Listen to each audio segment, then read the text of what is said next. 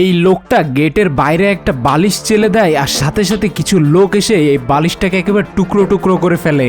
আসলে এই লোকগুলো এই লোকটাকে মারতে চায়, কিন্তু তারা ততক্ষণ পর্যন্ত এই লোকটাকে মারতে পারবে না যতক্ষণ পর্যন্ত সেই বাড়ির ভিতরে থাকবে। যার কারণে তারা গেটের বাইরে বসে বসে পাহারা দেয় যে কখন এই লোকটা বাড়ির ভিতর থেকে বেরো হবে।